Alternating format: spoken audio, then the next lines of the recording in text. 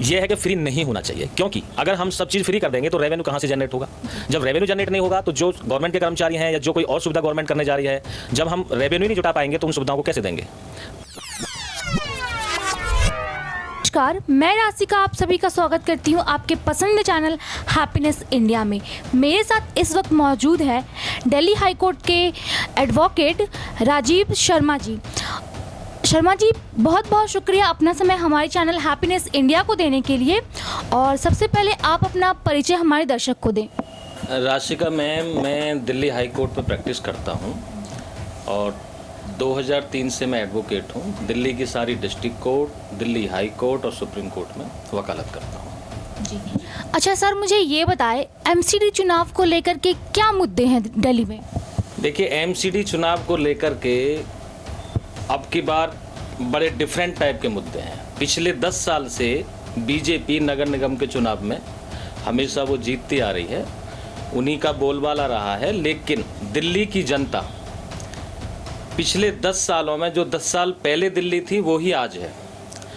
साफ सफाई का मुद्दा रहेगा, निगम के जो हॉस्पिटल्स होते हैं उनका मुद्दा रहेगा, निगम के जो स्कूल हैं उनका मुद्दा रहेगा, पार्क हैं उनका मुद्दा रहेगा। क्योंकि दिल्ली में कुछ स्कूल दिल्ली सरकार के हैं और कुछ निगम के होते हैं। जो कक्षा 1 से और कक्षा 5 तक के जो स्कूल होते हैं वो नगर निगम के अंदर आते हैं। उन स्कूलों को, उनकी व्यवस्था पर ध्यान देना, बच्चों की शिक्षा पर ध्यान देना, साफ सफाई पर ध्यान देना, वो सब नगर निगम का काम है। लेकिन हमने पिछले 10 साल में ये नोट किया है कि कोई सुधार जो पहले 10 साल पहले था, पहले कांग्रेस की सरकार होती थी नगर निगम में, वो ही आज सब बना हुआ है। तो मुद्दे जो आप जो पूछ रहे हैं, मुद्दे क्या रहेंगे? मुद्दे सबसे पहले साफ़ सफाई का रहेगा, जो कि साफ़ सफाई की व्यवस्था इतनी बेकार हो चुकी है दिल्ली के अंदर। गलियों में कूड़ा करकट, नालियों में नालियों की साफ़ करने की कोई व्यवस्था नहीं है। दूसरा मुद्दा रहेगा निगम के अस्पतालों का। आप देखेंगे दिल्ली सरकार के जो हॉस्पिटल है उनमें काफ़ी कुछ सुधार आया है जब से आम आदमी पार्टी की सरकार आई है। लेकिन नगर निगम के जो हॉस्पिटल है वो जस के तस है। तो मेरी अपनी ओपिनियन, मेरी अपनी राय में ये सारे मुद्दे रहेंगे, साफ़ सफाई का, निगम के हॉस्पिटल्स का और आपके पार्क का और निगम के जो स्कूल्स हैं उनका। आप पेशे से वकील हैं, तो वकील संगठनों का किस तरफ रुझान है? देखिए मैडम, ये कह पाना कि वकील संगठन का किस तरफ रुझान है ये तो बड़ा मुश्किल है। लेकिन फिर भी मेरी अपनी व्यक्तिगत राय ये है कि क्योंकि पिछले 10 साल से पूरी दिल्ली इंक्लूडिंग वकील जो कम्युनिटी है वो सब बीजेपी को ही देख रही है। और जैसा कि मैंने अभी आपको बताया कि कोई सुधार ऐसा हुआ नहीं है कि जिसके ऊपर ये भरोसा करा जा सके कि भैया अब की बार फिर बीजेपी आ जाए तो इस सुधार को कर देगी। तो मे भी हो सकता है कि आम आदमी पार्टी की तरफ ज़्यादा रुझान रहे लोगों का। ये मेरी अपनी व्यक्तिगत राय है। अच्छा सर, आप मुझे ये बताएं आप किस वार्ड से आते हैं? मैडम, मेरा जो वार्ड है वो नॉर्थ ईस्ट दिल्ली में आता है और वार्ड नंबर 231 है, घोंडा। वहाँ से अगर आप कैंडिडेटों की बात करें तो वहाँ से भाई रोहतास जो पहले भी निगम पार्षद रह चुके हैं, उनकी मिसेज हैं विद्यावती, वो कंटेस्ट कर रही हैं आम आदमी पार्टी से। दूसरा जो बीजेपी है, बीजेपी से कर रही हैं प्रीति गुप्ता। और तीसरा एक कांग्रेस से, वो भी एक अलग कैंडिडेट हैं, उनका नाम मुझे मालूम नहीं है। लेकिन पीछे जो 10 सालों से जो सारी चीज़ें चल रही हैं कांग्रेस का, तो कोई कैंडिडेट ऐसा आता नहीं है कि जिस पर भरोसा किया जा सके। जहाँ तक मैं करूँ कि भाई रोहतास की बात, मैं ये नहीं कह रहा कि वो आम आदमी पार्टी से हैं, लेकिन वो उनका अगर पर्सनल उनका व्यक्तित्व देखा जाए तो वो बहुत ही अच्छे ऑनेस्ट पर्सन हैं और जनता के साथ, जनता के सुख दुख में भागी होते हैं। वो अगर किसी ने उनको कॉल करके बुला लिया, मिलने के लिए बुला लिया, वो फ़ौरन भागे चले जाते हैं। तो जहाँ तक मेरे वार्ड की बात है, जो मैंने नोट किया है, मेरे हिसाब से वो सीट आम आदमी पार्टी की निकलेगी। अच्छा सर, मुझे ये बताएं पानी और बिजली को लेकर के तमाम क्या सुविधाएं दी गई हैं दिल्ली में? देखो, पानी और बिजली की सुविधा की जहाँ तक आप बात कर रहे हैं तो वो नगर निगम का मुद्दा नहीं हो सकता, वो मुद्दा दिल्ली सरकार का है। और दिल्ली सरकार ने जब से आम आदमी पार्टी आई है 200 यूनिट बिजली फ्री दे रखी है, 700 लीटर पानी डेली का पानी फ्री दे रखा है। तो जो एक मीडियम कम्युनिटी के लोग हैं, और बल्कि हम के मीडियम से जो नीचे और क्लास के लोग हैं, वो सब आम आदमी को सपोर्ट इसलिए करते हैं क्योंकि उनको ये सुविधा मिलती है। दूसरा ऐसा है कि वो फ्री के साथ साथ ऐसा नहीं है जैसे कहते हैं कि जी पानी गंदा आ रहा है या लाइट नहीं आ रही है। जहाँ मैं रहता हूँ 24 घंटे लाइट आती है और पूरी दिल्ली में 24 घंटे लाइट आती है। तो जहाँ तक देखा जाए पानी और बिजली के मामलों में दिल्ली सरकार ऐसा नहीं कह सकते हम कि कहीं इस फ्री के मामले को लेकर के कहीं अनसक्सेस रही हो। जी अच्छा सर, मुझे ये बताएं, दिल्ली में बसेस फ्री हैं जी, तो इस पे बहुत लोग की अलग अलग टिप्पणी है, तो आप इस पे क्या बताना चाहेंगे? मेरा अपनी व्यक्तिगत राय फ्री वाले मामले को लेकर यह है कि फ्री नहीं होना चाहिए, क्योंकि अगर हम सब चीज़ फ्री कर देंगे तो रेवेन्यू कहाँ से जनरेट होगा।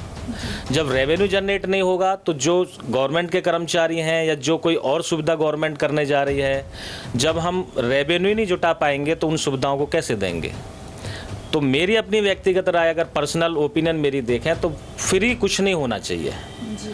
आप ऐसा कर सकते हैं क्योंकि महंगाई का टाइम है, महंगाई उसको महंगाई कम कर सकते हैं। जो चीज़ आप 2 रुपये की आप कर रहे हैं उसको 1.5 रुपये की कर सकते हैं। जो चीज़ आप 100 रुपये कर रहे हैं उसको कम की कर सकते हैं। लेकिन बिल्कुल फ्री कर देना सबसे अच्छा तो उस पर क्या होगा, बिल्कुल फ्री करने से एक तो पब्लिक पर प्रभाव पड़ता है, पब्लिक निठल्ली हो जाती है। जी जी, ठीक है ना जी, वो सोचती है कि ये भी फ्री मिल रहा है, ये भी फ्री मिल रहा है, तो फ्री से एक तो आदत बिगड़ जाती है पब्लिक की, तो वो नहीं होना चाहिए। सेकंड उसका रीज़न ये है कि फ्री होने से फ़ायदे कम और नुकसान ज़्यादा है किसी भी एक स्टेट के लिए, तो फ्री नहीं होना चाहिए। हाँ, उसको अलग तरीके से कर दीजिए जो इस लायक है। आप देखिए ना, आप देखिए उसकी इकोनॉमिक कंडीशन, अगर लगता है आपको भी उसकी इकोनॉमिक कंडीशन ऐसी है कि हाँ वास्तव में वो पे नहीं कर सकता चार्जेस, उसको आप फ्री करो। आप एक तरफ से सभी को फ्री करेंगे वो गलत है मेरे हिसाब से। जी जी, आप हमारे दर्शक को क्या सुझाव देना चाहते हैं इस एमसीडी इलेक्शन को लेकर के? देखिए, दर्शकों के लिए यही सुझाव है, खासकर जो दिल्ली के वोटर हैं जो नगर निगम के चुनाव में वोटिंग करने जा रहे हैं आगामी 4 दिसंबर को, उनके लिए यही मेरा सुझाव है कि वो पार्टी को तवज्जो ना दे करके वो अपने वार्ड में जो कैंडिडेट जो कंटेस्ट कर रहे हैं वो उस पर ज़्यादा ध्यान दें और देखें कि व्यक्तिगत तरीके से वो कैसा है, व्यवहार उसका कैसा है। अगर कल को वो बन जाता है, आपका अगर कोई काम उससे पड़ता है, भाई आपके गली में सफाई नहीं हो रही है, झाड़ू वाला नहीं आ रहा है, नाली साफ़ नहीं हो रही है, पानी ठीक नहीं आ रहा है, बिजली में कोई प्रॉब्लम है और बहुत मुद्दे होते हैं, ये जगह जगह मोहल्ला क्लिनिक खुले हुए हैं, उससे रिलेटेड कोई समस्या है, तो क्या वो निगम पार्षद बनने के बाद आपके पास आ सकता है या नहीं आ सकता।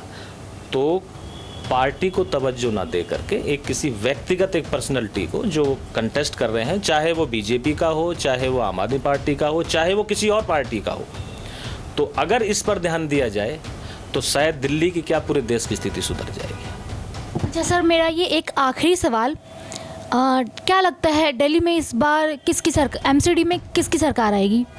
मैडम, इसका कहना तो बड़ा ही मुश्किल आपने सवाल पूछा है, लेकिन फिर भी जहाँ तक मैं देख पा रहा हूँ, वकील कम्युनिटी से जुड़ा हुआ हूँ, रोज़ 50 लोगों से मिलता भी हूँ, उसका ये है कि हो सकता है जिस तरह से बीजेपी आज ये सोच रही होगी कि हम फिर तीसरी बार आ जाएंगे, तो ऐसा मुझे पॉसिबल नहीं लग रहा है। सीटें आ सकती हैं, लेकिन दिल्ली नगर निगम में सरकार बनना अब की बार बीजेपी के लिए आसान नहीं है।